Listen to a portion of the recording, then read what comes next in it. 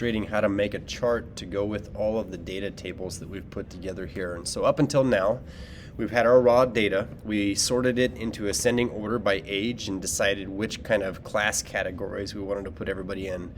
And we've gone through and we've calculated the average reaction times and the average mean or the mean reflex times for each of these age classes on down. Okay, so what I want to do is maybe compare the mean reaction time to the mean reflex time across all of these different age subclasses. So the easiest way to do this is just to click and highlight the data table here.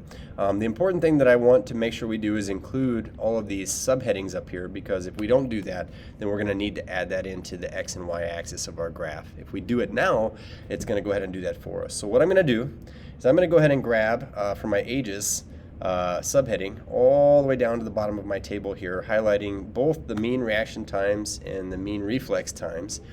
And once we get this all highlighted, we're just going to go up to Insert. We're going to look for this option that says Chart. Now, Google Sheets usually does a pretty decent job at kind of guessing what you want. In this case here, this is not what we want. We don't want a stacked bar graph because we're not looking at these categories as being added together.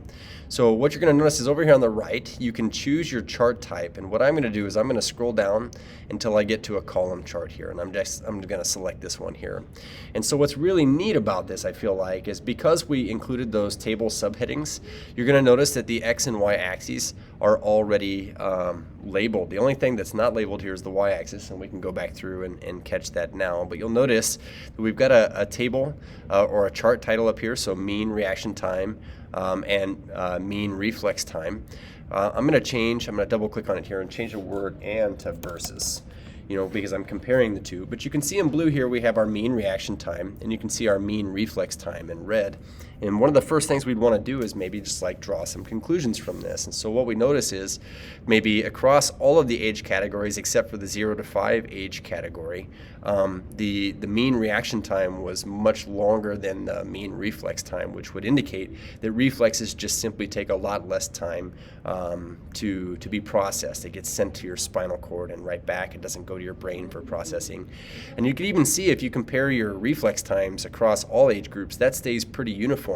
Whereas where you look at the mean reaction time, I guess between the ages of 5 and 10 and 10 and 15, it's pretty slow, but it gets shorter as we get a little bit older here. Looks like the shortest reaction time we have is between like the ages of 25 and 30, according to my data set here.